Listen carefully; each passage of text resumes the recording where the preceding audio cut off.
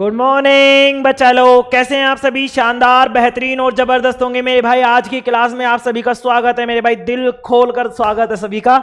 देखो भाई, आज तुम्हारी क्लास में एक स्टूडेंट और बढ़ गया। अब तुम पूछोगे कौन? तुम बैठे बैठे पढ़ रहे हो क्या? अरे तुम बैठे बैठे पढ़ रहे हो, तुम बोलोगे हाँ सर हम बैठे बैठे पढ़े हुए हैं। तो मेरे भाई मेरा गला भी आज बैठ चुका है, तो ये भी बढ़ चुका है आज तुम्हारे साथ साथ। चलो, क्लास बंद नहीं होनी चाहिए, कैसे भी करेंगे। ठीक है मेरे भाई, अपना चौथा चैप्टर चल रहा था। आवाज क्लियर है मेरे भाई? ऑडियो वीडियो क्लियर है? सभी बताएंगे ऑडियो वीडियो क्लियर है मेरे भाई? बताएंगे सभी? ठीक है चलो भाई, ऑडियो वीडियो क्लियर है ना? अरे ऑडियो वीडियो क्लियर है क्या? मुझे पता था नहीं हो सर। अब देखो, अब होगी, हो गई ना? चलो देखो भाई मेरे भाई, चैप्टर चल रहा था अपना चौथा chapter, chapter number 4, carbon and its compound. Carbon and its compound. गला बैठा पड़ा है, कोई दिक्कत नहीं है, मैं मेरी पूरी जी जान लगा दूंगा तुम्हारे लिए। ठीक है चलो देखो मेरे भाई, अपन चैप्टर को एक बार रिवाइज कर लेते हैं फास्ट स्पीड से थोड़ा सा। जो मेन मेन चीजें हैं वो बताऊंगा। देखो भाई, चैप्टर 4 चल रहा था, कार्बन एवं उसके यौगिक, कार्बन एंड इट्स कंपाउंड। मेरे भाई आगे देखेंगे हमने क्या क्या पढ़ा था। कार्बन के बारे में पढ़ा था सर, हमने पढ़ा था कि कार्बन एक तत्व है। कार्बन एक तत्व है जिसका परमाणु क्रमांक कितना होता है बेटा? 6 होता है। कितना होता है? 6 होता है सर। कितना होता है मेरे भाई? 6 होता है। कार्बन एक तत्व है जिसका परमाणु क्रमांक 6 होता है। ठीक है, और इसे किससे दर्शाते हैं? बड़े सी से दर्शाते हैं। कार्बन की विशेषताएं क्या क्या होंगी? तो कार्बन की ज्यामिति समचतुष्फल की होती है मेरे भाई। कैसी होती है? समचतुष्फल की होती है। कार्बन की संयोजकता 4 होती है। कार्बन अपनी चारों संयोजकताओं को पूरी करने के लिए यौगिकों के साथ एकल बंध, द्विआबंध तथा त्रिआबंध बनाकर नए यौगिकों का निर्माण करता है। कार्बन में श्रृंखलन का गुण पाया जाता है। कार्बन के 3 प्राकृतिक समस्थानिक होते हैं, 6C12, 6C13 और 6C14। आगे बढ़ते मेरे भाई, आगे हमने पढ़ा था इसके बारे में, समस्थानिक और संभारी। समस्थानिक का मतलब जिनके परमाणु क्रमांक समान हो वो समस्थानिक कहलाते हैं, और द्रव्यमान संख्या उनकी क्या होती है? भिन्न भिन्न होती है, मतलब अलग अलग होती है। संभारिक में क्या होगा? वे तत्व जिनकी जिनकी द्रव्यमान संख्या तो समान होगी, लेकिन परमाणु संख्या क्या होगी मेरे भाई? अलग अलग होगी। ठीक है, परमाणु क्रमांक अलग अलग होंगे। कार्बन में आबंध की बात करें तो सभी आयनिक यौगिक जो होते हैं उनमें आयन उपस्थित नहीं होते। कुछ यौगिक ऐसे होते हैं जो क्या करते हैं? किसी अन्य यौगिकों के साथ क्या करते हैं मेरे भैया? अन्य अणुओं के साथ एकल आबंध या द्विआबंध, या मतलब जितनी भी संयोजकता होती है उस हिसाब से वो क्या करते हैं? आबंधों से जुड़े हुए होते हैं। और ऐसे जो इलेक्ट्रॉनों की साझेदारी के द्वारा जो आबंध बनते हैं उनको हमने सहसंयोजी आबंध बोला था मेरे भाई। क्या बोला था? सहसंयोजी आबंध। तो देखो, आयनिक यौगिकों के अलावा अनेक ऐसे भी यौगिक होते हैं जिनमें आयन नहीं होते, जैसे कि हाइड्रोजन, क्लोरीन आदि। इन सभी अणुओं के प्रत्येक परमाणु ऐसे रासायनिक आबंधों द्वारा जुड़े होते हैं जिनकी उत्पत्ति आबंधित परमाणुओं के मध्य एक या एक से अधिक संयोजकता इलेक्ट्रॉनों की साझेदारी द्वारा संपन्न होती है। मतलब इलेक्ट्रॉनों की साझेदारी के द्वारा ये क्या करते हैं? अपनी संयोजकता को पूरा करते हैं। अब सहसंयोजी आबंध की बात कर ले तो इलेक्ट्रॉनों की साझेदारी से जो आबंध बनते हैं उनको क्या कहते हैं? अपन सहसंयोजी आबंध कहते हैं। सहसंयोजी आबंध के गुण क्या होते हैं मेरे भाई? सुनो, इसका अंतराण्विक बल क्या होता है? बहुत कम होता है। और गलनांक और क्वथनांक भी क्या होता है? कम होता है। ये विद्युत के कुचालक होते हैं, लेकिन अंदर मतलब भीतर की तरफ क्या होते हैं मेरे भाई? मजबूत होते हैं। कैसे होते हैं? मजबूत होते हैं। आगे देखेंगे हाइड्रोजन के अणु में, भाई हाइड्रोजन का परमाणु क्रमांक 1 होता है और इसके के कोश में 2 इलेक्ट्रॉन होने चाहिए, लेकिन अब इसके पास इलेक्ट्रॉन कितना है? 1 ही इलेक्ट्रॉन है मेरे भाई। कितना इलेक्ट्रॉन है? 1 ही इलेक्ट्रॉन है। तो इसको क्या करना पड़ेगा? इसको 1 इलेक्ट्रॉन की ओर साझेदारी करना पड़ेगी। इसके लिए क्या करता है? एक हाइड्रोजन को और सम्मिलित कर लेता है, और हाइड्रोजन के 2 परमाणु मिलकर ऐसे मतलब इलेक्ट्रॉनों की साझेदारी कर लेते हैं एक इलेक्ट्रॉन की, और इस तरीके से इनके बीच में जो आबंध बनता है वो बनता है मेरे भाई सहसंयोजी आबंध, और इस तरीके से हाइड्रोजन का अणु बन जाता है। क्लोरीन के अणु की बात करें तो क्लोरीन में भी इसी प्रकार है कि क्लोरीन के देखो भाई, क्लोरीन का KLMN कोश होता है इस तरीके से, जैसे मैंने तुम्हें बताया था KLMN, इस तरीके से कोश होते हैं। तो पहले कोश में 2 इलेक्ट्रॉन, दूसरे में 8 और तीसरे में 8। तो भाई KLM मतलब K में 2, L में कितने? 8, और M में कितने? 8। तो इस तरीके से 18 हो जाते हैं। लेकिन क्लोरीन आता है 17 पे, मतलब इसको 1 इलेक्ट्रॉन की जरूरत और रहती है। बाह्य कोश में 7 ही इलेक्ट्रॉन रह जाते हैं, तो इसको कितने इलेक्ट्रॉन की जरूरत पड़ती है? तो मेरे भाई इसको जरूरत पड़ती है 1 इलेक्ट्रॉन की। तो ये क्या करता है? 1 क्लोरीन के साथ मिलकर 1 इलेक्ट्रॉन की साझेदारी कर लेता है, और इलेक्ट्रॉनों की साझेदारी करके इस तरीके से सहसंयोजी आबंध बना लेता है, और ऐसे बना लेता है मेरे भाई क्लोरीन का अणु। इसके बाद में जो हमने बात की थी मेरे भाई, ऑक्सीजन के अणु की बात की थी। ऑक्सीजन अणु में 2 ऑक्सीजन परमाणु आबंध बनाते समय 2-2 इलेक्ट्रॉनों की साझेदारी करके अपना अष्टक पूरा कर लेते हैं, और द्विआबंध बना लेते हैं। जैसा कि इसमें 2-2 इलेक्ट्रॉनों की साझेदारी हुई है, नाइट्रोजन में 3-3 की साझेदारी होगी मेरे भाई और ट्रिपल बॉन्ड लग जाएगा। मीथेन के अणु की बात करें तो मैंने मीथेन के अणु में 2 चीजें बताई थी, एक तो इसकी मीथेन की इलेक्ट्रॉन बिंदु संरचना और दूसरा था भाई मीथेन का अणु। ये दोनों का सूत्र याद रख लेंगे। मीथेन का सूत्र होता है CH4 और मीथेन की इलेक्ट्रॉन बिंदु संरचना इस तरीके से, ये जो कार्बन है 4 हाइड्रोजन के साथ जुड़कर इस तरीके से क्या बनाता है, मीथेन का अणु बनाता है मेरे भाई। आगे हमने बात की अपर रूपों की, तो अपर रूप क्या होते हैं, जिनके रासायनिक गुणधर्म तो समान होते हैं लेकिन भौतिक गुणधर्म क्या होते हैं, अलग अलग होते हैं, अपर रूप कहलाते हैं। मैंने तुम्हें बताया था कार्बन के 2 तरीके के अपर रूप होते हैं, एक तो होते हैं क्रिस्टलीय और दूसरे होते हैं एमोर्फस। याद करने के लिए बताया था, सिलेबस में नहीं है इसलिए मैंने लिखाया नहीं मेरे भाई, है ना। तो कार्बन के 3 क्रिस्टलीय अपर रूप। देखो पहली बात तो ये कि अपर रूप कितने तरीके के, 2 तरीके के। एक तो होते हैं कौन कौन से सर, एक तो होते हैं क्रिस्टलीय और एक होते हैं अमोर्फस। तो ये वाले हैं क्रिस्टलीय, तो क्रिस्टलीय के भी 3 रूप होते हैं मेरे भाई, हीरा, ग्रेफाइट और फुलेरीन। हीरे में क्या पाया जाता है, हीरे में कार्बन का प्रत्येक परमाणु कार्बन के 4 अन्य परमाणुओं के साथ आबंधित होकर एक दृढ़ त्रिआयामी चतुष्फलकीय संरचना बनाता है मेरे भाई। कौन सी संरचना बनाता है, दृढ़ त्रिआयामी चतुष्फलकीय, मतलब 3D में चतुष्फलकीय संरचना का निर्माण करता है। यह कार्बन का अति शुद्ध रूप है। अगर पूछ ले कि कार्बन का सबसे शुद्ध रूप कौन सा है तो मेरे भाई हीरा उत्तर होगा। अति शुद्ध का मतलब है सबसे शुद्ध, ठीक है मेरे भाई। यह विद्युत का कुचालक होता है। यह कार्बन को अत्यधिक उच्च दाब एवं उच्च ताप पर उपचारित करके संश्लेषित किया जाता है। यह हीरे की संरचना थी। इसके बाद में हमने ग्रेफाइट के बारे में पढ़ा। यह भी कार्बन का एक अपर रूप है जो कि काले धूसर रंग का मुलायम पदार्थ होता है। ग्रेफाइट चिकना, फिसलनशील तथा चमकदार होता है। ग्रेफाइट विद्युत का सुचालक होता है।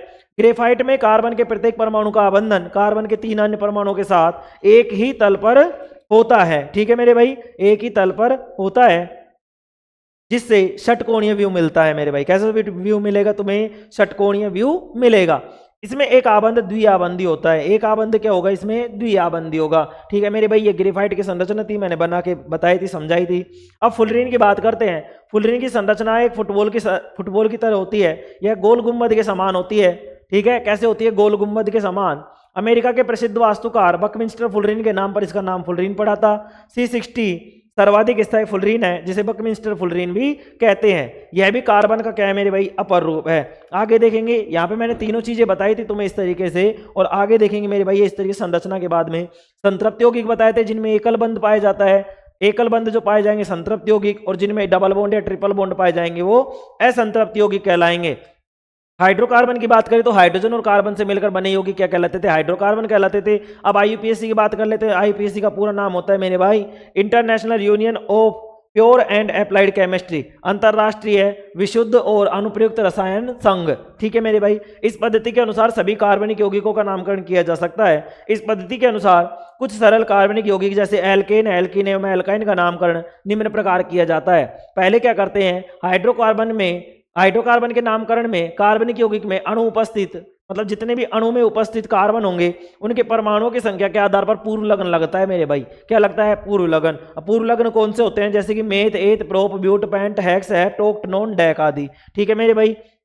उसके बाद में दूसरी क्या बात है कि अणु में उपस्थित बंध के प्रकार के आधार पर उसका अनुलग्न लिखा जाता है। क्या लिखा जाता है मेरे भाई, उसका अनुलग्न लिखा जाता है। जैसे कि एकल आबंध के लिए एन, द्विआबंध के लिए ईन और त्रिआबंध के लिए आइन। पूर्व लग्न व अनुलग्न को जोड़कर हाइड्रोकार्बन का पूरा नाम लिखा जाता है। पूर्व लग्न जो आगे जुड़ते हैं जैसे कि मेथ, एथ, प्रोप आदि, और अनुलग्न जो पीछे जुड़ते हैं एन, ईन, आइन आदि, ठीक है मेरे भाई। अब देखो मैंने यहाँ पे बताया पूर्व लग्नों का निर्धारण। पूर्व लग्नों का निर्धारण कैसे करते हैं कि जो पहले लगते हैं उनका निर्धारण कैसे करेंगे सर, अगर 1 कार्बन होगा तो क्या करेंगे, 2 कार्बन होगा तो क्या करेंगे, और 3 कार्बन होगा तो क्या करेंगे मेरे भाई। कार्बन 1 होता है तो उसको बोलते हैं मेथ, 2 को एथ, 3 को प्रोप। मैंने बोला था meth, eth, prop, but, pent, hex, hept, oct, non, और 10 पे क्या आ जाएगा, डेक आ जाएगा। आगे देखेंगे मेरे भाई, फिर मैंने ये अनुलग्नों का निर्धारण, भाई अगर एकलाबंध पाया जाएगा तो एन, द्विआबंध पाया जाएगा तो ईन, और त्रिआबंध पाया जाएगा तो आइन, ठीक है मेरे भाई। आगे बात करते हैं, एल्केन श्रेणी का जो सूत्र होता है CnH2n+2 होता है। एल्केन का CnH2n होता है और एल्काइन का CnH2n-2 होता है। ये सूत्र याद करने पड़ेंगे, आपको याद रखना ही पड़ेगा। इसके लिए मैंने बीच का बताया था कि इसको याद रखेंगे। CnH2n मतलब H को दुगुना करना है, C के जो N लग रहा है उसमें H में क्या करना है, उसको दुगुना करना है, तो CnH2n हो गया। अब अगर N की बात करें, देखो N का मतलब बढ़ गया ना भाई, जैसे बारहखड़ी में ही देख लो, बड़ी ई छोटा ऊ बड़ा ऊ ए, तो ए आगे गया मतलब आगे गया बढ़ गया तो मेरे भाई क्या आ जाएगा, इसमें प्लस का 2 आ जाएगा। जब एक में प्लस का 2 आ जाएगा तो दूसरे में माइनस का 2 आ जाएगा, तो कोई दिक्कत ही नहीं है। तो एल्कीन में तो CnH2n है, लेकिन एल्कीन में CnH2n प्लस 2 और एल्काइन में कितना हो जाएगा मेरे भाई, CnH2n माइनस का 2 हो जाएगा। यहाँ कार्बन, यहाँ n जो है मेरे भाई, यहाँ जो n है वो कार्बन की संख्या है तथा यहाँ n बराबर 0 नहीं हो सकता। क्यों नहीं हो सकता, मैंने समझाया था, n का मान कभी भी 0 नहीं होगा, n का मान कभी भी 0 नहीं होगा। यहां समझेंगे, एल्कीन व एल्काइन श्रेणी में मेथेन को नहीं लिखा जाता, अर्थात मेथाइन का निर्माण नहीं होता। इसको भाई मैंने 1 मिनट इसको अलग कर दिया।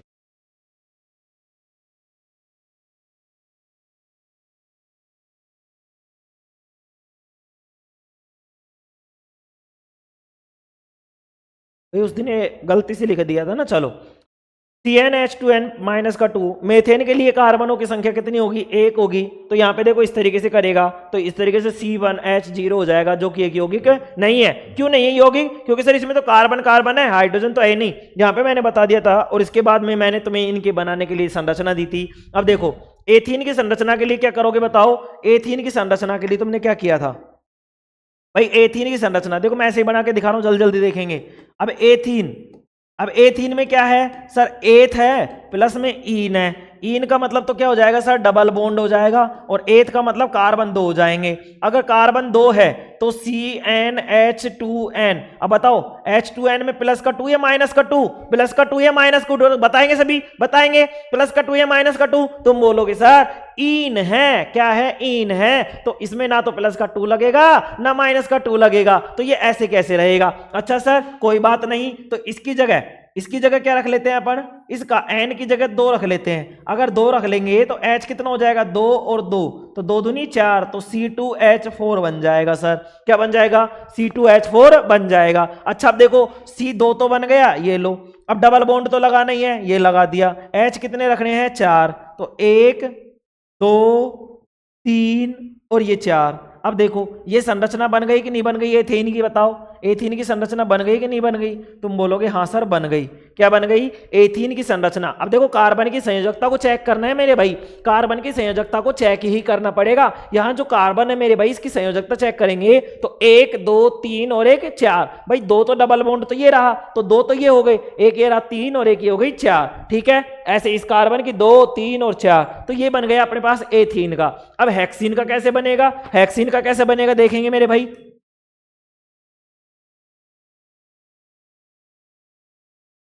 देखो हेक्सीन का कैसे बनेगा, देखो हेक्सीन का कैसे बनेगा मेरे भाई, हेक्सीन। अब देखो इसमें भी क्या है, हेक्स है सर, हेक्स प्लस में क्या है, इन। बताओ किस किसने बना लिए थे ये, बताएंगे सभी कमेंट में भाई, हमने बना लिए थे सर, सभी बताएंगे। चलो हेक्स प्लस में इन। अब हेक्स में कितना है, C6, और इन के लिए क्या हो जाएगा, डबल बॉन्ड, डबल बॉन्ड लग जाएगा। तुम बोलोगे हाँ सर। अब देखो n का मान कितना आ गया, 6, तो CnH2n। बताओ प्लस का 2 या माइनस का 2। तुम बोलोगे नहीं सर कुछ भी नहीं आएगा, क्योंकि इन है, और इन में आपने सूत्र बताया था CnH2n ओनली। ठीक है, इसमें ना प्लस ना माइनस। तो बताओ अब यहां पर C6 है तो H कितना हो जाएगा, 2 गुना, तो 12 हो जाएगा। तो इसका सूत्र हो जाएगा C6H12। अब ये अपन ने देखो, अब ये चाहे हेक्सीन का सूत्र पूछे, हेक्सीन का सूत्र तो ये हो गया, हेक्सीन में कार्बनों की संख्या पूछे तो हेक्सीन में कार्बन की संख्या बता देंगे, हेक्सीन में हाइड्रोजन की संख्या पूछे तो हेक्सीन में हाइड्रोजन की संख्या बता देंगे। 3-4 प्रश्न बन गए ना भाई। एक तो इसका सूत्र पूछ सकता है, इसमें कार्बनों की संख्या पूछ सकता है, इसमें क्या पूछ सकता है, हाइड्रोजनों की संख्या पूछ सकता है। ठीक है, और ये संतृप्त यौगिक है, असंतृप्त यौगिक, तो तुम बोलोगे ईन आ रहा है सर, ईन आ रहा है मतलब डबल बॉन्ड है, इसलिए कैसा है, असंतृप्त यौगिक है, असंतृप्त हाइड्रोकार्बन है मेरे भाई। कैसा है, असंतृप्त हाइड्रोकार्बन है। अब मेरे भाई अब इसकी बात करते हैं अपन, और इसकी बात करने के लिए अपन करेंगे इसमें क्या भाई, इसकी संरचना को देख लेते हैं। संरचना कैसे बनेगी सर, सर सी तो कितने हैं हमारे पास, 6 है, 1 2 3 4 5, कितने हो गए, और ये 6 हो गए। H कितने लगाने हैं भाई, 12। लेकिन ध्यान रखेंगे डबल बॉन्ड एक तो होना ही होना चाहिए। तो देखो मेरे भाई एक डबल बॉन्ड बताओ कहां लगाऊं, तुम जहां बोलोगे यहां लगा दूं, यहां लगा दूं या यहां लगाऊं, बताओ कहां पे भी लगवा लो। चलो यहीं पे लगा लेते हैं, डबल बॉन्ड लगा लिया। तो देखो भाई इस कार्बन की संयोजकता 2 और 1 3, और एक ये लगा दिया मैंने 4। इस कार्बन की संयोजकता ये हो गई 4। बताओ इस कार्बन की संयोजकता देखेंगे भाई, 1 2 3 4, ठीक है। इस कार्बन की 2 3 और 1 4, इस कार्बन की 2 3 और एक और लगा लेंगे, ये लो 4, ऊपर नीचे कहीं भी लगा दो 4 होनी चाहिए। अब इसकी संयोजकता के लिए ये 4 हो गए, इस संयोजकता के लिए 4 हो गए, ठीक है। इसकी संयोजकता के लिए ये 4 हो गए मेरे भाई। अब देखो भाई, क्या H ज्यादा तो नहीं है? अगर H ज्यादा हुए तो क्या करेंगे सर? H ज्यादा हुए तो कहीं पे डबल बॉन्ड लगाकर एक H को कम कर देंगे, ठीक है। चलो पहले देख लेते हैं, गिन लेते हैं, क्या H 12 हुए क्या? तो देखो भाई 1 2 3 4 5, तो ये हो गए सर 6 7 8 9 10, और एक ये रहा 11 और एक ये रहा 12, ठीक है। चलो देखो 1 2 3 4 5 6 7 8 9 10 11 12, ठीक है मेरे भाई। ये 12 हो गए तुम्हारे पास, क्या हो गए? 12 H हो गए। बताओ हुए कि नहीं हुए? C6H12 हुए कि नहीं हुए? बताओ C6H12 हुए कि नहीं हुए? सभी बताएंगे C6H12 हुए कि नहीं हुए? तुम बोलोगे हाँ सर।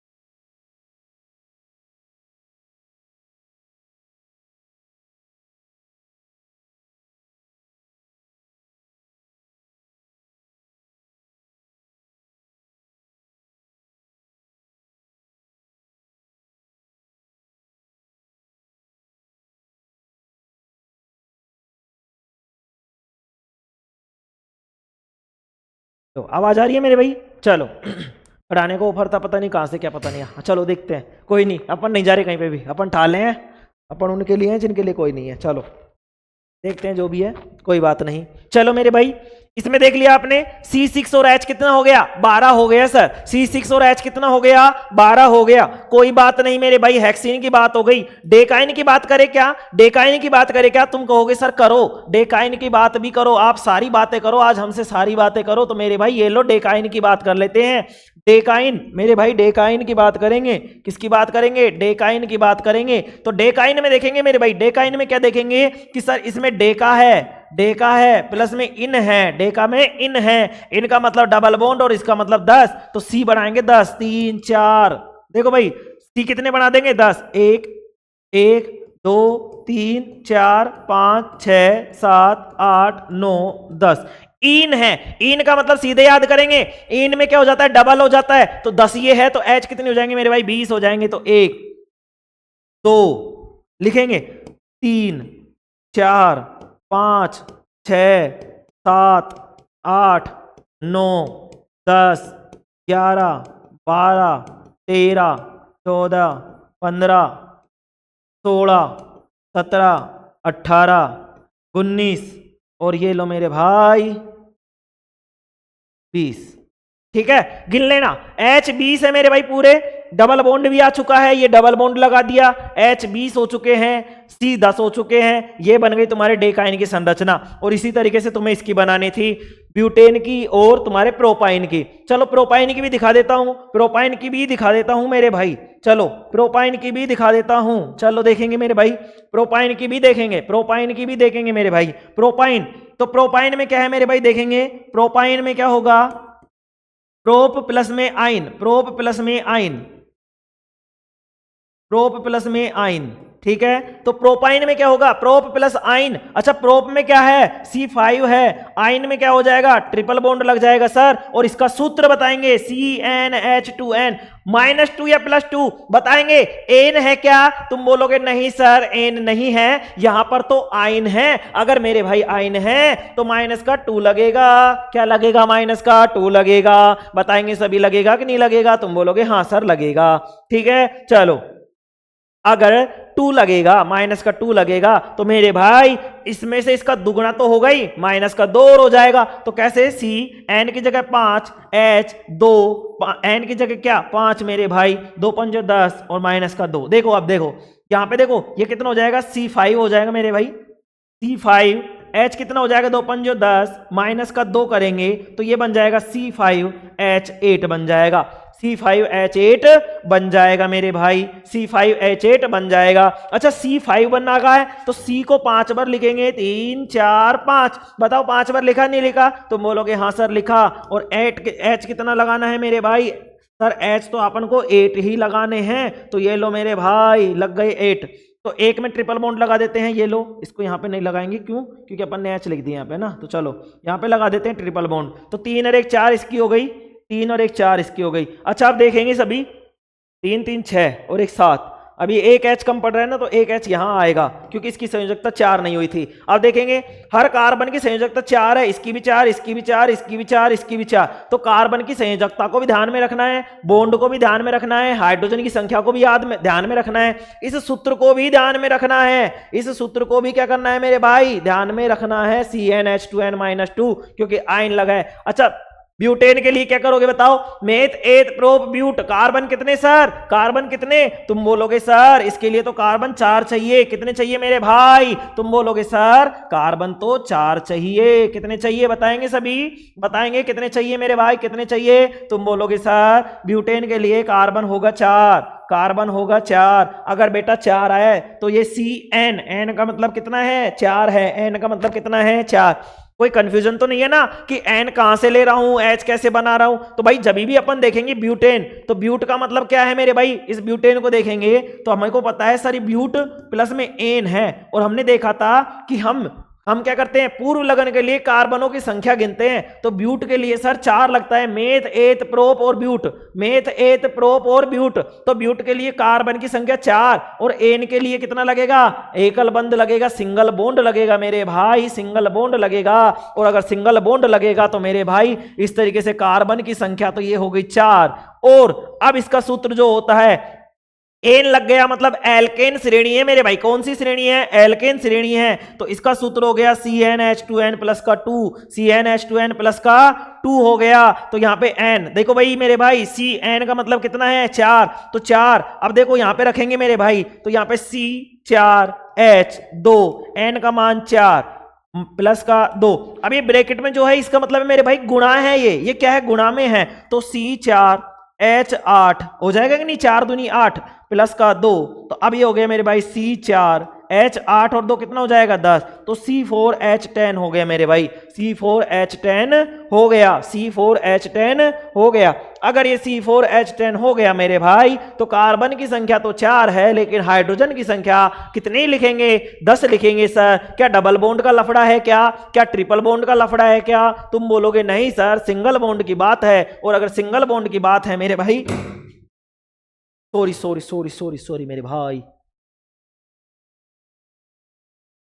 मेरे भाई, सॉरी भाई देखो अब यहां पे देखेंगे मेरे भाई, अगर यहां पे कार्बन की संख्या 4 है, कार्बन की संख्या 4 है, तो हाइड्रोजन की संख्या कितनी लिखनी पड़ेगी हमको, यहां पर 10 लिखनी पड़ेगी, क्योंकि ये एल्केन श्रेणी का है सर। ये कौन सी श्रेणी का है मेरे भाई, ये एल्केन श्रेणी का है। बताओ ऐसी संरचना बनी थी कि नहीं बनी थी, नहीं बनी थी। तो मेरे भाई प्रैक्टिस करेंगे, ये सवाल आते हैं 1-1 2-2 नंबर में आते हैं भाई, तुम्हारी हालत खराब हो जाएगी अगर ये नहीं सीख पा रहे। तो मैंने एक एक चीज को समझाया है, कहां से कैसे लिया है वो चीज मैंने समझाई है। तो एक बार थोड़ा सा प्रयास करेंगे समझने का, ठीक है मेरे भाई। अब चलो अपन आगे बढ़ते हैं भाई। अब देखो एक क्लास में थोड़ा सा टाइम लगेगा, मैं तुमसे कह रहा था पहले ही कि ये चैप्टर थोड़ा सा इसी तरीके का है कि हमको इसको समझते चलना पड़ेगा, समझते हुए चलना पड़ेगा। क्यों चलना पड़ेगा मेरे भाई, देखो अब अपन ने कहां तक पढ़ लिया था, अपन ने यहां तक पढ़ लिया था। अब लिखेंगे एल्केन श्रेणी का नामकरण, लिखेंगे भाई एल्केनों का नामकरण, या ऐसे लिख लेंगे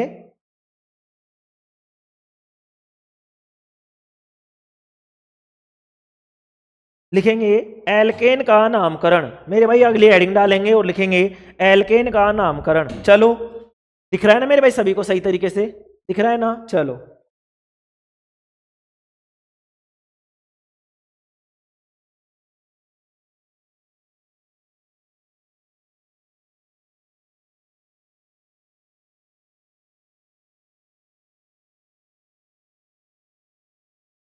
चलो मेरे भाई अब देखते हैं।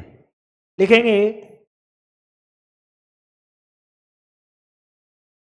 एल्केन श्रेणी का नामकरण। हाँ एल्केन श्रेणी का नामकरण है मेरे भाई, रामकरण नहीं है। चलो देखेंगे मेरे भाई एल्केन श्रेणी का नामकरण। अब इस श्रेणी के नामकरण में अपन को करना क्या है मेरे भाई, ध्यान से समझेंगे।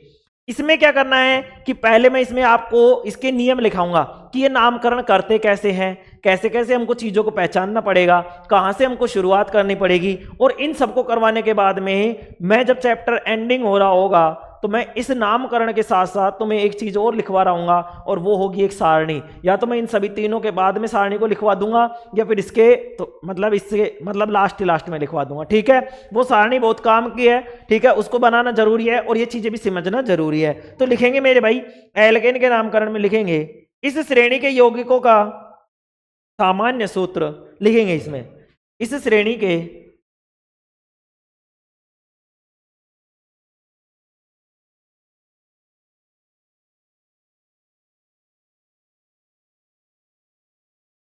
यौगिकों का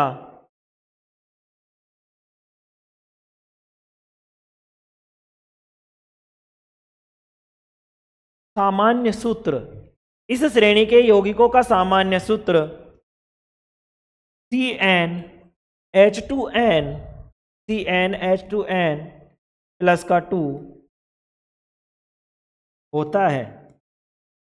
ठीक है मेरे भाई, इस श्रेणी के जो यौगिक हैं उनका सामान्य सूत्र CnH2n प्लस 2 होता है तथा इन्हें संतृप्त यौगिक तथा इन्हें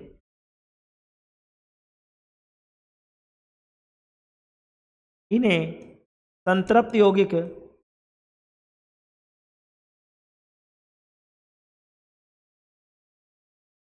तथा इन्हें संतृप्त यौगिक या पैराफिन्स भी कहते हैं, या पैराफिन्स भी कहते हैं। संतृप्त यौगिक या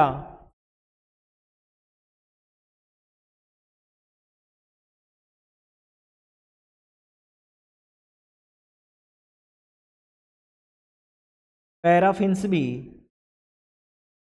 कहते हैं। ठीक है मेरे भाई, क्या कहते हैं इन्हें? पैराफिन्स भी कहते हैं।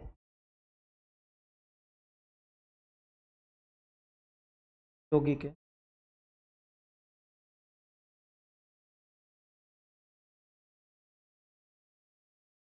या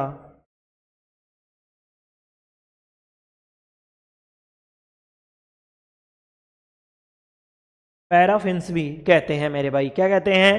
पैराफिन्स भी इनको कहते हैं। ठीक है मेरे भाई, आगे बढ़ेंगे इसमें। अब लिखेंगे नामकरण के नियम। नामकरण के नियम हेडिंग डालेंगे नामकरण के नियम। लिखेंगे मेरे भाई नामकरण के नियम।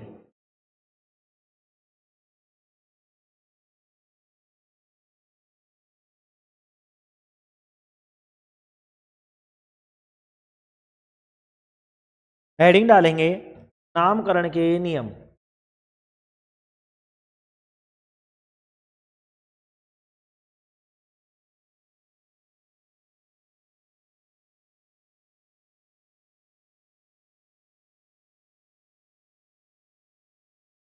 नामकरण के नियम। नामकरण के नियम इसमें लिखेंगे नामकरण में लिखेंगे भाई सर्वाधिक लंबी कार्बन श्रृंखला का चयन किया जाता है।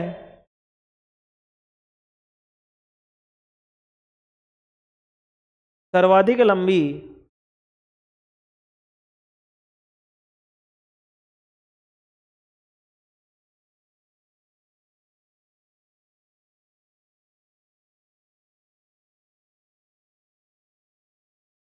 सर्वाधिक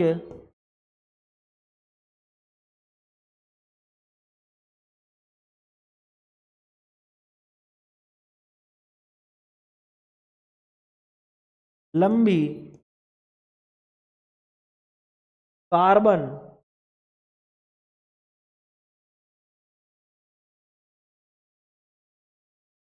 श्रृंखला, सही से लिखना भैया ना, कार्बन श्रृंखला का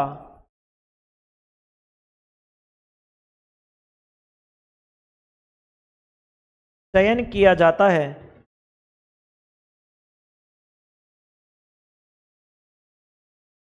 सर्वाधिक लंबी कार्बन श्रृंखला का चयन किया जाता है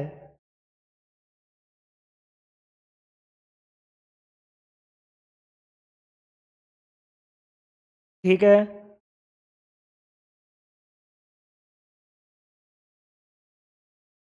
इसी में लिखेंगे होता है तथा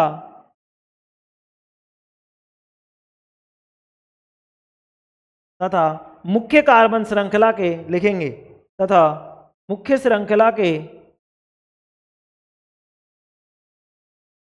तथा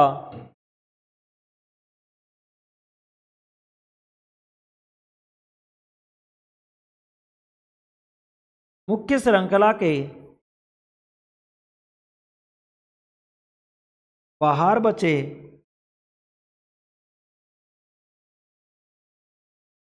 समूह को प्रतिस्थापी कहते हैं मेरे भाई। क्या कहते हैं? प्रतिस्थापी कहते हैं।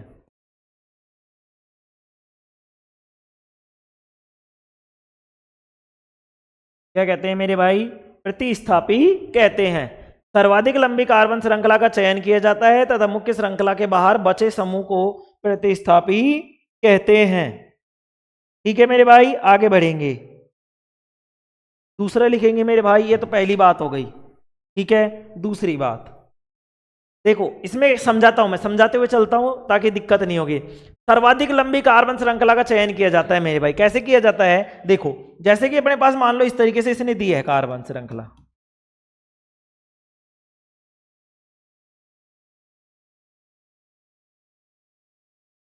ठीक है। चलो इसको एक और ले लेते हैं।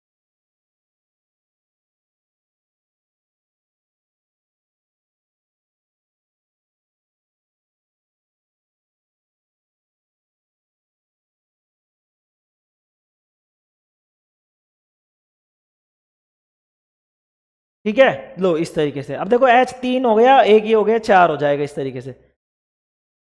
दो लिखेंगे, दो H2।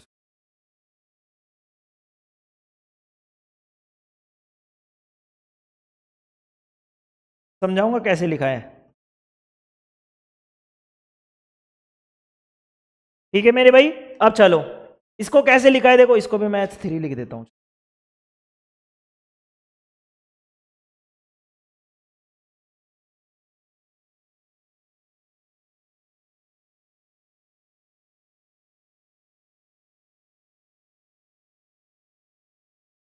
ये लो, ठीक है। इसकी कितनी हो गई? 1 2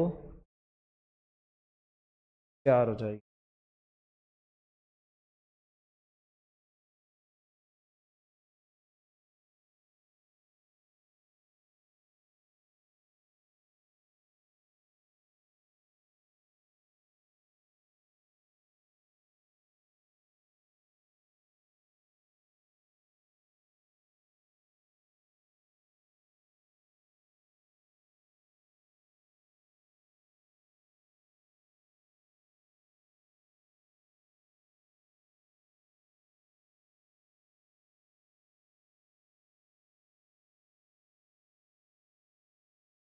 लो भाई, ठीक है। अब तुम कहोगे सर ये क्या बना दिया, तो मेरे भाई समझो, इसमें क्या करेंगे, सबसे लंबी कार्बन श्रृंखला का चयन करेंगे। कैसे करेंगे सर? सर हमको तो पता ही नहीं है कैसे श्रृंखला का कैसे चयन करेंगे। ये मैंने बहुत ऐसे मतलब बहुत कठिन सा बना दिया, ठीक है, लेकिन तुम्हारे इजी आएगा तो समझने का प्रयास करेंगे कैसे। सबसे लंबी कार्बन श्रृंखला कहां पे होगी सर? हम देखेंगे, मान लो यहां से शुरू करें, देखो कैसे भी चैन बन सकती है, उल्टी सीधी टेढ़ी बाकी आड़ी जैसी भी बनानी है। तो देखो भाई इस तरीके से देखें यहां पर, तो यहां पे हो गई एक, ये इस तरीके से सर एक श्रृंखला तो ये हो गई। ठीक है भाई, एक तो ये चैन बन सकती है। दूसरी चैन कहां से बन सकती है? दूसरी चैन सर यहां से बन सकती है इस तरीके से। ठीक है, इस तरीके से ये पूरी की पूरी आ सकती है। आ सकती है नहीं आ सकती? आ सकती है सर। तीसरी चैन कहां से हो सकती है? देखो पहले एक एक चैन को समझते हैं। इस चैन में कार्बन के कितने? 1 2 3 4 5 6 7। इसमें तो कितने हैं ना भाई? 7 है। कार्बन कितने हैं? 7। ठीक है, चलो दूसरी बात,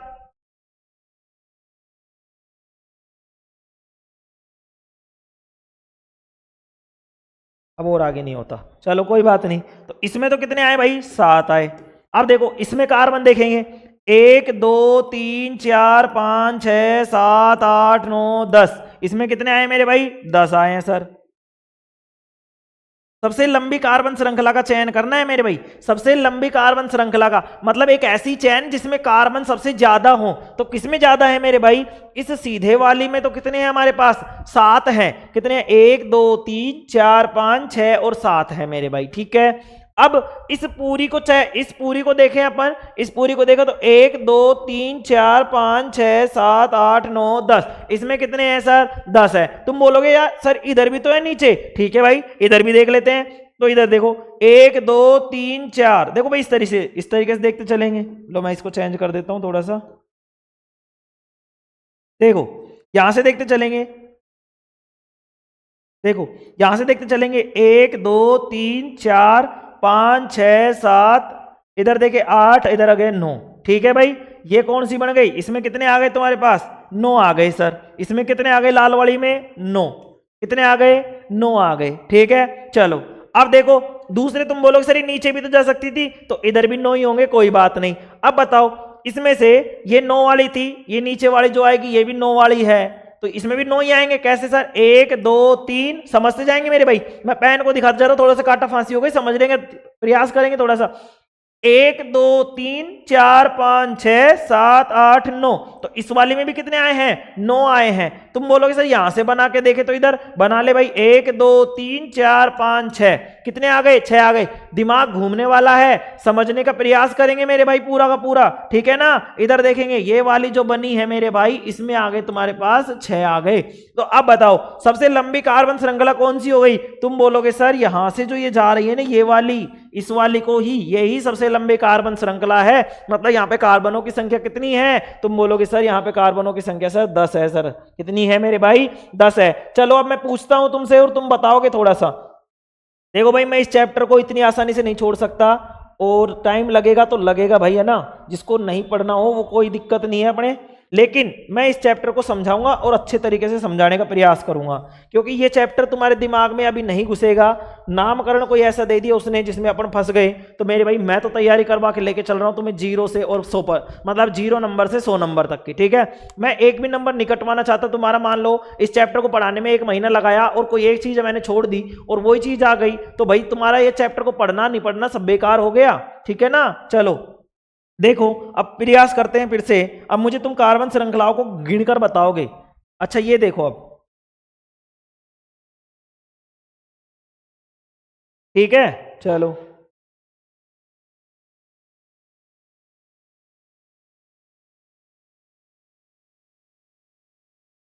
देखो मेरे भाई, अब यहां पे जैसे मैं ये कार्बन लिखता हूं इस तरीके से, अब एच वैच नहीं लगा रहा, ओनली तुम्हें कार्बन कार्बन की श्रृंखला पूछूंगा मैं तुमसे।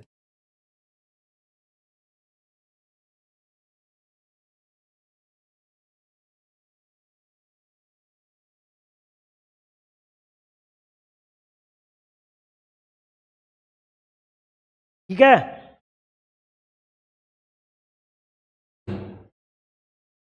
चलो अब बताओ इसमें से कौन सी कार्बन की श्रृंखला है? किधर से गिने सर? किधर से भी, जैसे भी तुम्हारी भी मर्जी है वैसे गिन लो। ठीक है, चलो किधर से गिनना शुरू करें? तुम बोलोगे सर इधर से गिनना स्टार्ट करते हैं, सीधे गिने एक बार पहले। ठीक है, 1 2 3 4 5 और 6। ये तो कितनी बन गई सर? ये तो 6 की बन गई। ठीक है मेरे भाई, 6 की बन गई, तो इसमें तो लिख रहे हैं अपन 6 इस तरीके से। ठीक है मेरे भाई, चलो अब देखो कितने की बनी थी? ये 6 की बनी थी। अब आगे देखेंगे। अब देखो भाई दोबारा गिनते सर ऊपर वाले के लिए, 1 2 3 4 5 6 7 8 9 10, 11, 12। सर ये तो 12 है। हाँ बेटा ये 12 है, तो यहाँ पे लिख देंगे अपन ब्रैकेट में, अपने हिसाब से बना के लिख रहे हैं। अभी वहां पे कुछ नहीं लिखना, पेपर में कुछ नहीं लिखना, मैं बताऊंगा वैसे करना है। अभी मैं तुम्हें सिखा रहा हूं, तुम ओनली सीखते जाओ कि कैसे करना है। कार्बन की संख्या कितनी हो गई सर? 12 हो गई। चलो भाई ठीक है, कोई बात नहीं। यहाँ पे देखते हैं 1 2, अब कार्बन इधर से ले रहा हूं मैं, ये हो गया 3, सॉरी ये हो गया भाई हमारे पास तीसरा, चौथा, पांचवा, छठा, सातवां। सर ये 7 कार्बन है। इधर तो कितने हैं मेरे भाई? इस वाले में कितने बन रहे हैं? 7। अच्छा अब देखो इधर देखो, 1 2 3 4, इधर कितना हो गया? 5, इधर कितना हो गया? 6। तो इसमें भी कितने बने? 6। अब देखो 1 2 3 4 5, ये 6 और ये 7, 7 बन गए, इधर बने हैं 7। तो अब बताओ सबसे लंबी कार्बन श्रृंखला कौन सी है? तुम बोलोगे सर सबसे लंबी कार्बन श्रृंखला ये वाली है मेरे भाई, ये वाली। क्यों है? क्योंकि सर इसमें कार्बन कितने हैं मेरे भाई? कितने कार्बन हैं? तुम बोलोगे सर इसमें 12 कार्बन है। कितने कार्बन है? 12। तो सबसे लंबी कार्बन श्रृंखला कौन सी हो जाएगी? ये वाली हो जाएगी। ठीक है, अभी H जोड़ना बाद में सिखाऊंगा, अभी ओनली अपन को कार्बन श्रृंखला चुननी है लंबी। सबसे लंबी कार्बन श्रृंखला का चयन करना है, तो अपन ने यहाँ पे कार्बन श्रृंखला का क्या कर लिया मेरे भाई? चयन कर लिया। क्या कर लिया? कार्बन श्रृंखला का अपन ने क्या कर लिया? चयन कर लिया। ठीक है, चलो आगे बढ़ते हैं मेरे भाई, आगे बढ़ते हैं। सबसे लंबी कार्बन श्रृंखला का चयन करेंगे तथा मुख्य श्रृंखला के बाहर बचे समूह को क्या कहते हैं? प्रतिस्थापी कहते हैं। जैसे कि यहां पे ये बच गए, मान लो ये सारे ऊटपटांग, ठीक है। या फिर यहां पे इस तरीके से क्लोरीन जोड़ दिया, मान लो ये ब्रोमीन जोड़ दिया, ये ब्रोमीन क्या हो गया? प्रतिस्थापी है मेरे भाई। क्या है? प्रतिस्थापी। तो एक एक चीज को समझते जाएंगे, ठीक है ना। चलो अब दूसरा लिखेंगे अपन, और दूसरे में लिखेंगे मेरे भाई, देखो एक कंडीशन तो ये हो गई भाई, सबसे पहले तो क्या करना है? सबसे लंबी कार्बन श्रृंखला का चयन करना है। लेकिन अब मुझे ये बताओ, जैसे भाई अपन ने बहुत सारी कार्बन श्रृंखलाएं देखी, अगर इन कार्बन श्रृंखलाओं में ऐसी श्रृंखलाएं भी होती कि जिनमें भाई कि कार्बनों की संख्या बराबर होती, मान लो क्या होती? बराबर। तुम कहोगे सर कैसे? तो मेरे भाई ऐसे,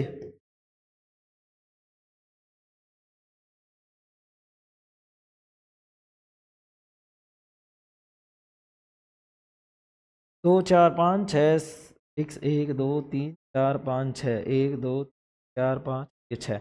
देखो भाई अब मेरे भाई समझेंगे, जैसे मान लो इसमें कार्बनों की संख्या तुम्हें गिननी पड़ती, तो 1 2 3 4 5 6, ये बन गई 6। ठीक है, चलो ठीक है मेरे भाई, इधर देखेंगे, इधर देखते मेरे भाई, 1 2 3 4 5 6 7 8 9 हो गए, मान लो इधर कितने हो जाएंगे? देखो 9 हो गए। अब दूसरा 1 2 3 4 5 6 7 8 9, यहाँ पे इधर ही रहने दो। ठीक है मेरे भाई, ये कितना हो जाता है? 9। देखो भाई मेरे भाई समझेंगे, मैं समझाता हूँ, फिर से समझाता हूँ, समझेंगे पहले एक बार, जब तक समझ में आएगा नहीं तब तक छोड़ना नहीं है। ठीक है ना। चलो देखो भाई मैं क्या कर सकता हूं, या तो मैं इसको ऐसे गिन सकता हूं, देखो इस तरीके से गिन सकता हूं। दूसरा दूसरा मैं इधर से गिन के इस तरीके से, देखो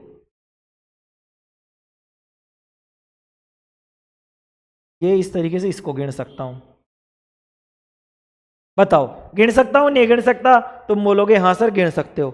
गिन सकता हूं ना मेरे भाई। चलो अब गिन के देखेंगे मेरे भाई, लाल वाली लाइन को गिनेंगे, 1 2 3 4, मतलब ये वाला 4, ठीक है ना, ये 5 ये 6 ये 7 ये 8 और ये 9, तो कितने हो गए? 9 हो गए। अब सर इसमें देखते हैं, 1 2 3 4 5 6 7 8 9, इसमें भी 9 हो गए सर। अब कौन सी वाली लाइन लेंगे?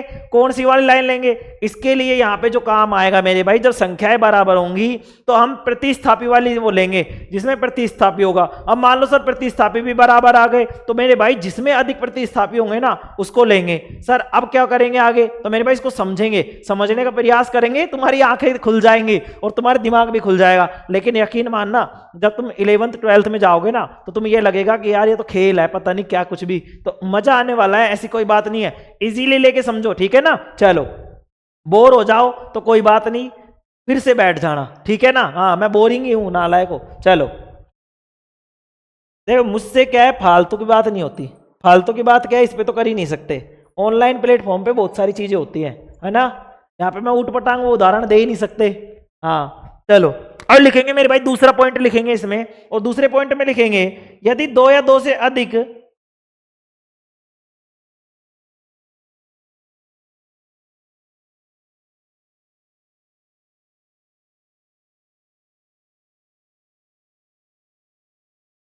लिखेंगे यहां पे, यदि यदि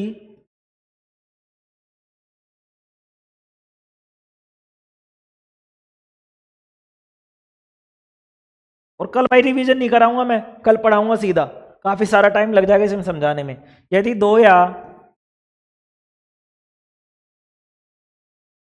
दो से अधिक समान लंबाई की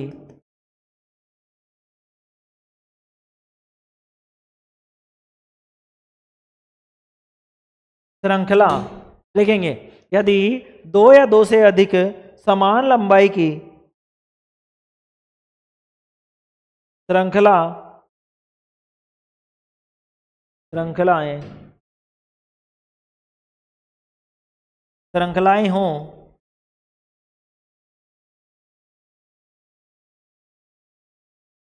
तो तो यदि दो से अधिक समान लंबाई की श्रृंखलाएं हों तो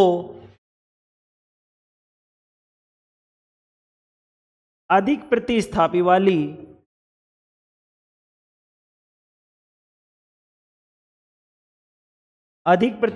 वाली श्रृंखला को अधिक प्रतिस्थापी वाली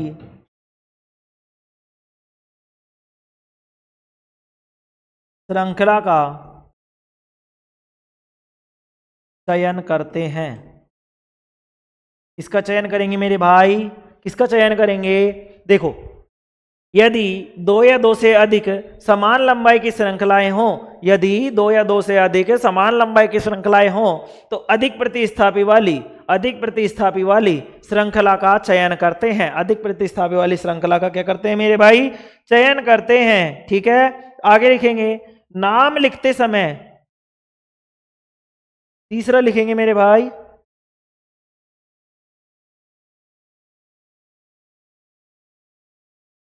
नामकरण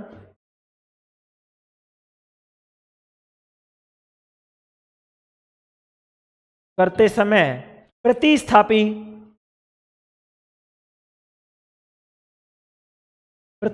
का नाम सबसे पहले लिखा जाता है, तो लिखेंगे नामकरण करते समय प्रतिस्थापियों का नाम, लिखेंगे नामकरण करते समय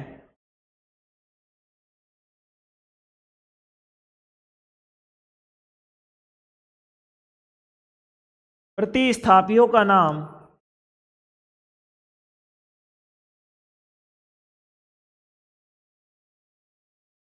सबसे पहले लिखा जाता है। सबसे पहले लिखा जाता है। ठीक है, आगे लिखेंगे एवं उनके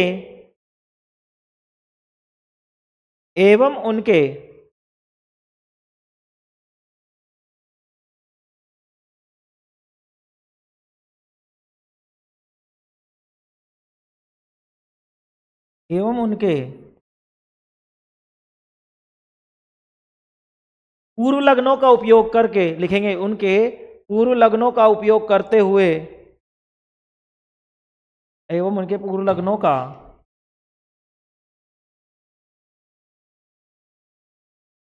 उपयोग करते हुए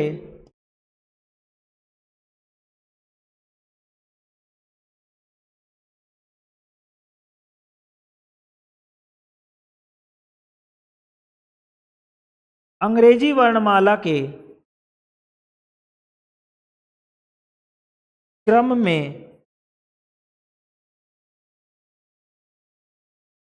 लिखते हैं। किसमें लिखते हैं मेरे भाई? अंग्रेजी वर्णमाला के क्रम में लिखते हैं। ठीक है मेरे भाई, अब लिखेंगे इसमें प्रतिस्थापियों का अंकन, इसी में लिखेंगे मेरे भाई। चौथी जो चीज है वो कैसे लिखेंगे, देखो चौथा लिखेंगे इसमें, चौथा लिखेंगे इसमें कितना हो गया भाई, ये देखता हूं एक बार, और लिख लेंगे इसमें।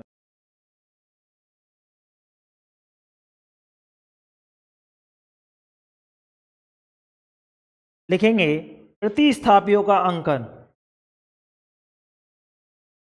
लिखेंगे प्रतिस्थापियों का अंकन, लिखेंगे प्रतिस्थापियों का अंकन।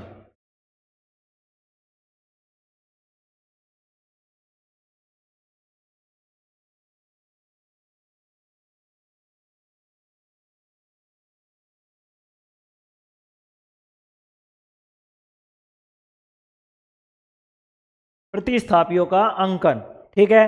अब ये कैसे करते हैं समझेंगे। प्रतिस्थापियों के अंकन के लिए क्या होता है भाई, प्रतिस्थापियों को कम अंक दिए जाते हैं, लिखेंगे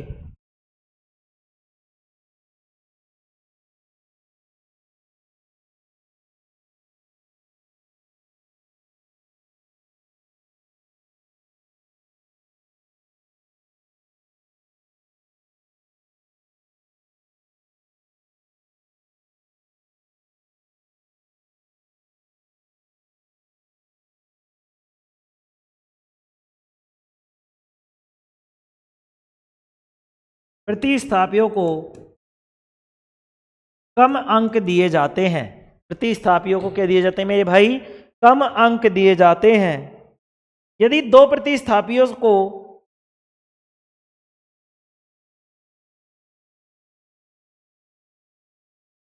यदि दो प्रतिस्थापियों को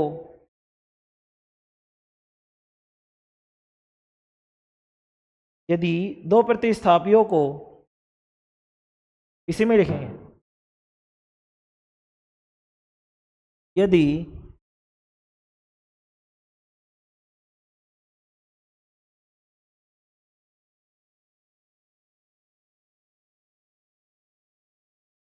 दो प्रतिस्थापियों को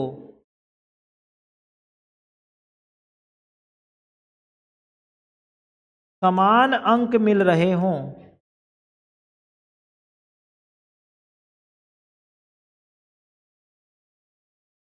तो अगर देखो भाई, अब इसमें क्या हो कि जो दो प्रतिस्थापी है उनको समान अंक मिल रहे हों,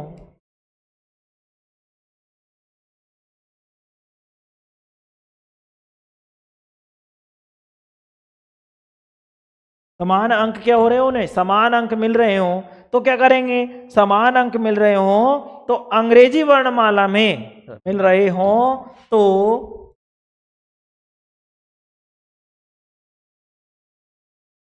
अंग्रेजी वर्णमाला में, भाई मैं साइड हटता हूं तब लिखा करो, ठीक है ना। तो अंग्रेजी वर्णमाला के, अंग्रेजी वर्णमाला के क्रम में, अंग्रेजी वर्णमाला में लिख लो, क्रम के रहने दो, अंग्रेजी वर्णमाला में पहले आने वाले, लिखेंगे अंग्रेजी वर्णमाला में पहले आने वाले, माला में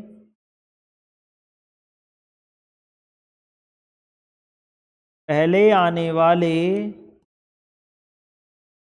प्रतिस्थापी को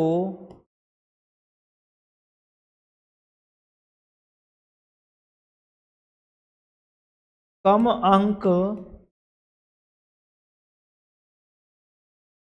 दिया जाता है, कम अंक दिया जाता है।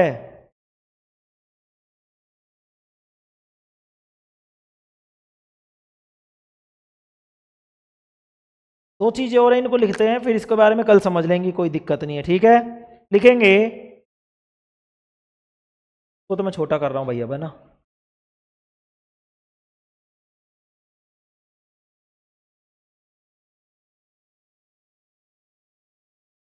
ठीक है मेरे भाई, चलो इसके आगे लिखेंगे अब अपन, पहले लिखवा रहा हूं फिर मैं पूरी की पूरी चीजें समझाऊंगा, ठीक है। आगे बढ़ते हैं, ठीक है।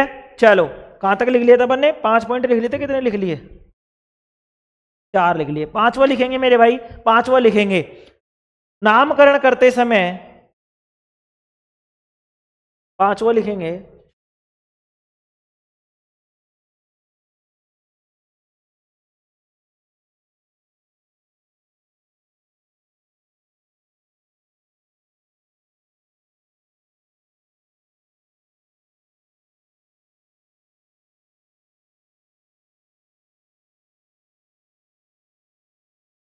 लिखेंगे भाई, पांचवा लिखेंगे, पांचवें में लिखेंगे नामकरण करते समय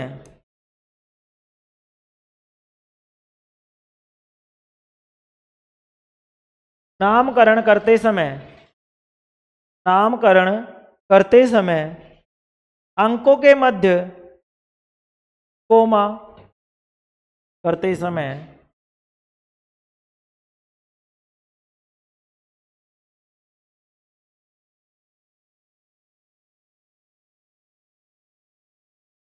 अंकों के मध्य कोमा, कोमा का मतलब इस तरीके से, ठीक है ना, कोमा।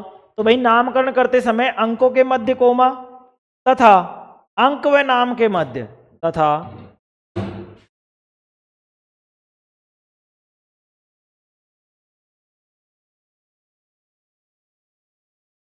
अंक व नाम के मध्य। कोई बात नहीं है, दिमाग में नहीं बैठे, समझ में नहीं आए तो टेंशन लेने का नहीं है, मैं समझाऊंगा, मैं बैठा हूं, ठीक है। लिखेंगे साथ साथ मेरे, तथा अंक व नाम के मध्य हाइफन का उपयोग करते हैं कि मध्य मध्य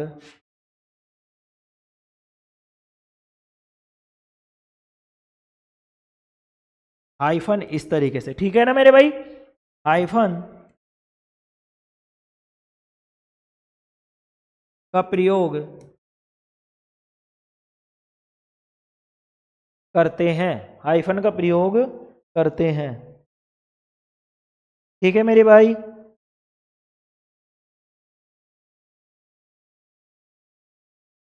ठीक है, ठीक है, आगे लिखेंगे मेरे भाई, एक छठा पॉइंट और लिखेंगे, छठा पॉइंट और लिखेंगे, और इसमें लिखेंगे मेरे भाई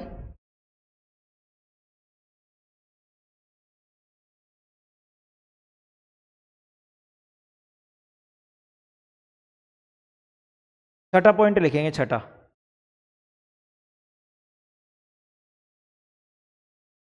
छठा पॉइंट लिखेंगे, और इसमें लिखेंगे यदि एक से अधिक समान प्रतिस्थापी हो, यदि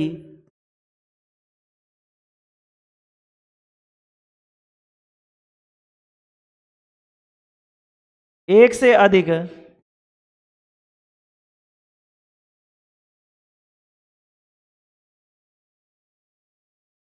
समान प्रतिस्थापी हो तो उनके लिए क्या करेंगे भाई, जैसे एक से अधिक समान मतलब क्या हो, समान प्रतिस्थापी हो, तो उनकी संख्या दर्शाने के लिए तो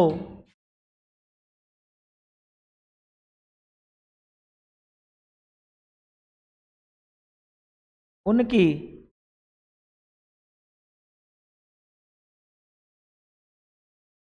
संख्या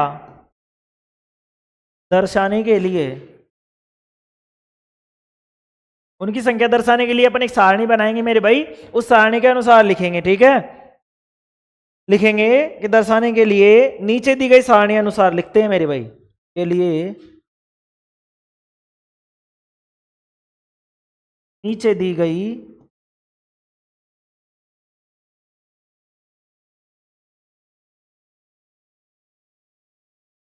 सारणी अनुसार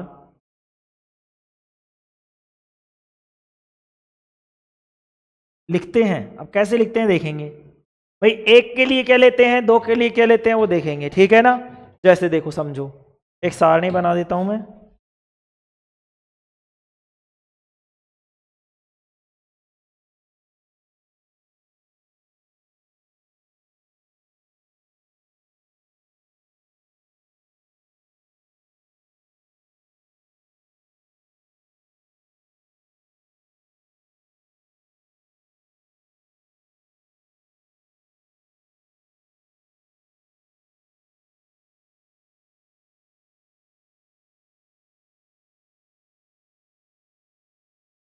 क्या कितनी हो गई, 2 4 6 8 10, 4 5 6 7 8, 10 हो गई। चलो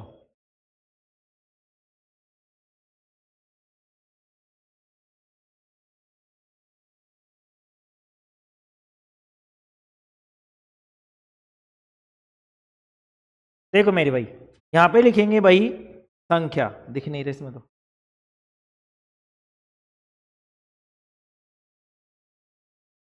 संख्या, ठीक है। एक है तो क्या लिखेंगे, 2, 3, 4, 5, 6, ठीक है ना। हालांकि मुझे पता नहीं हाथ ही टेढ़ा चला जाता है क्यों। एक मिनट रुको,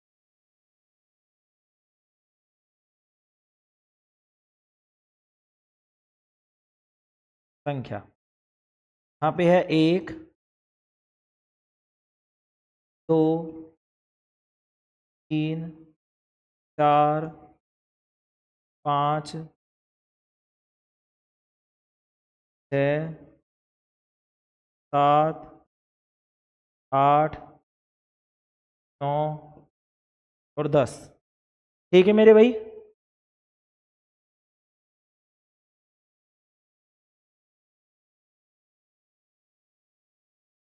पाँच, 6,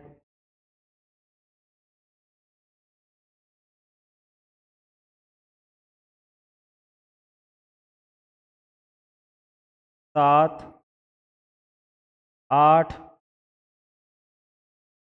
तो सही हो जा, 8, हालांकि कोई सही,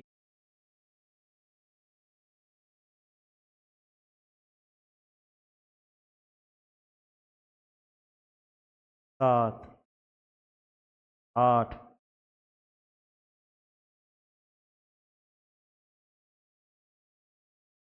देखो भाई 1, 2, 3, 4, 5, 6, 7, 8, 9, 10, ठीक है। अब देखो कैसे लिखते हैं मेरे भाई, इसको लिखते हैं, इसको लिखते हैं एक के लिए मोनो, लिखेंगे नाम,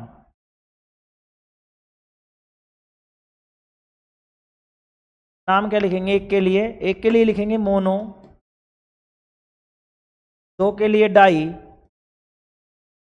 3 के लिए ट्राई, 4 के लिए टेट्रा, 5 के लिए पेंटा, 6 के लिए हेक्सा, 7 के लिए हेप्टा, 8 के लिए ओक्टा, 9 के लिए नोना और 10 के लिए डेका, ठीक है मेरे भाई। इस तरीके से लिखेंगे, इसको मैं और छोटा कर देता हूं अभी,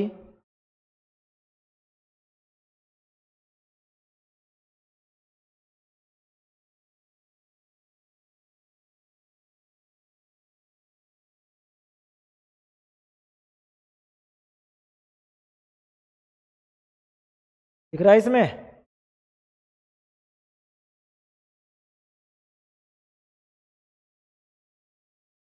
इससे बड़ा नहीं होगा भाई, तो दिख रहा है ना, 1, 2, 3, 4, 5, 6, 7, 8, 9, 10, मोनो, डाई, ट्राई, टेट्रा, पेंटा, हेक्सा, हेप्टा, ओक्टा, नोना, डेका, ठीक है। चलो